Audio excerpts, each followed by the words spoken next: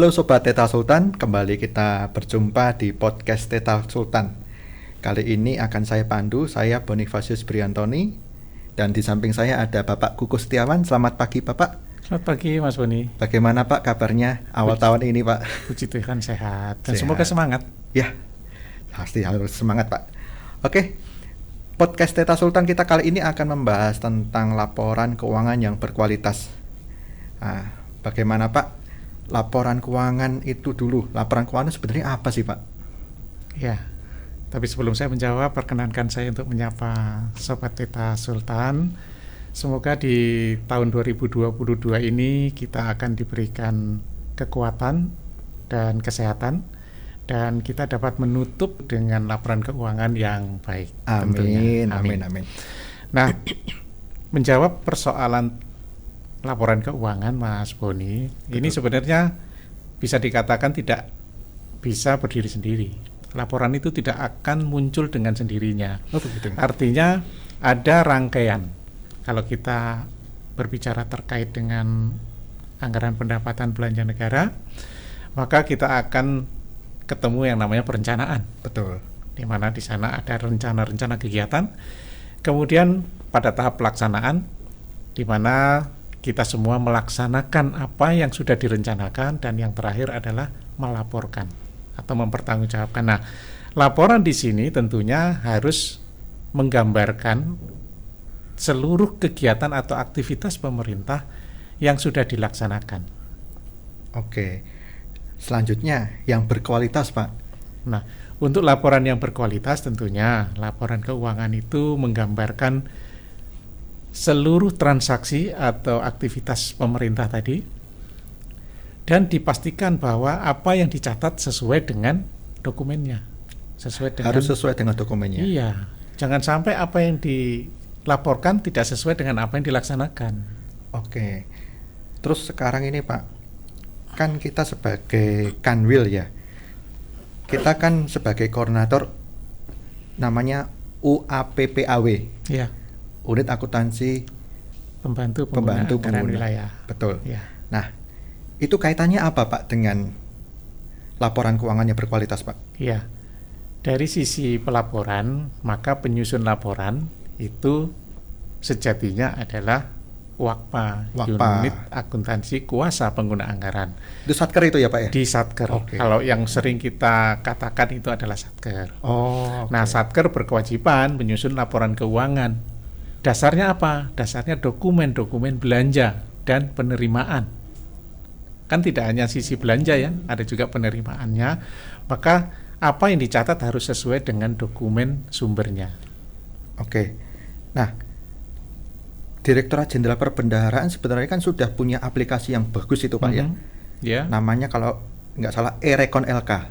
Ya. Nah, itu kira-kira sumbangsinya untuk laporan keuangan berkualitas bagaimana Pak? Nah, kita di sini berbicara e-Rekon LK ini adalah alat atau tools yang kita gunakan untuk memastikan laporan keuangan yang disusun oleh Satker sesuai dengan apa yang dicatat oleh kuasa bun, yang dalam hal ini adalah KPPN di tingkat di daerah. Nah, e-Rekon LK ini yang kemudian menampung seluruh catatan data transaksi laporan keuangan satuan kerja. Satuan kerja Pak? Satuan kerja. Lah terus Satker tadi. PPAW tadi? Nah, sebelum kita ke arah UAPPAW, Satker harus paham nih apa yang dicatat di sistem yang digunakan Satker, kemudian diupload ke e-Rekon LK, yang kemudian data itu dilakukan rekonsiliasi. Dilakukan rekonsiliasi oleh teman-teman di KPPN. By system. Baik itu belanja, baik itu pendapatannya. 24 jam ya berarti ya Pak ya? Kalau kita berbicara aplikasi yang digunakan atau e-Rekon LK 24 jam. Waduh, jadi luar biasa. Kalau kita melihat transaksi atau data-data yang kejadian atau yang sudah dilakukan oleh teman-teman Satker, itu kita bisa melihat bahwa Satker itu untuk menyampaikan data laporan keuangannya itu bisa saya katakan mempunyai antusias yang tinggi. Bayangkan seorang penyusun laporan keuangan melakukan upload data untuk rekon ke aplikasi Erecon LK itu pukul 00.00 hanya di kisaran detiknya melewati tanggal akhir bulan. Luar biasa memang antusiasme Iya. teman-teman ya Pak ya. Nah, tapi ada juga yang enggak, Mas. Oh. Ada juga yang nunggu, toh nanti masih lama nih tutupnya untuk rekon, nanti saja gitu. Nah, Wah. ini kemudian memunculkan peran UAPPAW tadi yang Mas Boni sampaikan. Nah, ini. Peran UAPPAW harus bisa lebih proaktif. Kalau di satker tertentu bisa yang tadi saya katakan pukul 00.0001, artinya detiknya 1 melewati akhir bulan berkenaan. Nah, kenapa satker di wilayahnya ada yang menyampaikan data laporan keuangannya pada saat tanggal akhir periode Beda sendiri ya Pak. open periodnya. Beda sendiri. Nah, itu dia. Oh. Artinya kan gini, satker itu ada kebiasaan ya atau habit yang menunda. Waduh. Kenapa kok itu dilakukan di akhir masa rekon terakhir misalnya ya, bukan di awal bulan setelah bulan berkenaan berakhir. Biasanya kan satker itu dokumennya itu setiap hari ngalir tuh. Iya Pak. Tanggal 1 ya selesai tanggal 1 harusnya kan dicatat. Langsung dicatat. Nah, kalau yang satker 00 tadi saya yakin itu dilakukan Jauh-jauh hari. jauh-jauh hari sebelumnya. Begitu ada transaksi langsung dicatat. Nah, yang di penghujung rekon, saya mempunyai keyakinan bahwa input datanya pun dilakukan secara keseluruhan pada masa bulan sudah berakhir. Bisa. Ada penundaan ya Mas. Nah, ini peran dari UAPPAW. Ayo sebenarnya itu bisa didorong. Transaksi Sebenarnya. perekaman pencatatan bisa dilakukan setiap hari. Oh. Sesuai dengan dokumen sumbernya, apakah dokumen sumbernya itu belanjanya ataukah pendapatannya. Kalau dokumen sumber belanja kan sebenarnya sederhana ya, Betul, SPM yang sudah diterbitkan SP2D-nya. Betul. Dan itu kan SP2D itu terbitnya kalau nggak salah di hari yang sama dengan Hari SPM yang sama. diajukan. Betul. Nah, SPM diajukan ke KPPN itu paling lama 2 hari. Kalau kita bisa berhitung, katakanlah SPM tanggal 1 disampaikan ke KPPN tanggal 3, SP2D tanggal 3. Nah, penyusun laporan harusnya sudah bisa mencatat transaksi tanggal 3 itu di tanggal 3. Atau oke lah, karena kesibukannya bisa dilakukan di tanggal 4. Oke. Karena cuma 1 SPM. Nah, kalau itu dilakukan secara teratur, maka pada saat penghujung akhir bulan, sebenarnya laporan keuangan itu sudah siap untuk disampaikan melalui Erecon LK tadi. Yang selanjutnya dilakukan rekonsiliasi memastikan catatan yang dilakukan oleh satker sesuai dengan yang dicatat oleh kuasa bun. Loh, sebentar Pak. Tadi Bapak sampaikan kalau sudah dicatat di Erecon LK, Ya, pasti sudah bisa menghasilkan laporan keuangan ya Pak ya? iya. Berarti Erecon LK juga bisa mencetak laporan Pak? Nah, ini fasilitas yang diberikan oleh Erecon LK. Wah. Laporan keuangan yang di Erecon LK kan bisa dicetak oleh wilayah. Jadi sebenarnya pada saat melakukan upload data ke Erecon LK, data laporan keuangan itu sudah terkirimkan ke pusat. Nah, ini jadi tidak ada alasan lagi sebenarnya untuk menunda-nunda ya Pak ya? Ya, Segera akan, maksudnya bisa dikatakan ketika sudah mencatat itu akan masuk ke sistem dan akan menghasilkan laporan keuangan yang sebenarnya kalau sudah sesuai akan menghasilkan laporan keuangan yang berkualitas ya Pak ya? ya. Nah, kalau berkualitas sesuai dengan dokumen sumber, itu satu Mas Weni. Ada satu lagi yang tidak kalah pentingnya. Oh, ada lagi. Yaitu menyampaikan secara tepat waktu. Nah, ini tepat waktu ya Pak ya? Nah, kalau kita berbicara tepat waktu, maka yang melakukan rekon di akhir period, kalau datanya sudah sama, nggak ada masalah. Kalau sudah sama. Kalau sudah sama, yang jadi masalah ternyata catatannya beda. Nah, ini. Sehingga laporan keuangan yang berkualitas tadi menjadi berkurang nilainya. Ya, Nah, inilah yang menjadi peran daripada UAPPAW yang Mas Boni sebutkan tadi. Ayo mengawal WAKPA atau satkernya untuk bisa menyusun laporan keuangan secara tepat waktu. sepenting itu berarti ya Pak UAPAW Nah, itu. Kalau UAPPAW-nya itu diam, gitu ya, diam ini, satkernya merasa nggak ada yang ngawasi, gitu ya. Ya, dia lakukan. Yang penting kan bagi satker itu tidak ada kena denda, gitu ya. Kalau dia tidak menyampaikan rekonnya, pasti dia dikenakan sanksi ya. Wah, ternyata ada sanksinya, Ada Pak. sanksinya. Ada sanksinya. Nah, Wah, satker ini. itu yang menghindari sanksi, maka dia melakukan upload data e-rekon pada waktunya. Walaupun terjadi perbedaan, itu nanti bisa kita selesaikan. Nah, kalau bisa sebenarnya UAPPAW itu memastikan laporan keuangan yang disusun satker itu tidak ada masalah. Artinya dia mencatat sesuai dengan dokumen sumber sehingga pada saat rekon melalui e-rekon LK tidak ada perbedaan antara data kuasa bun dengan satker. Karena apa? Dokumennya sama, Mas. Iya.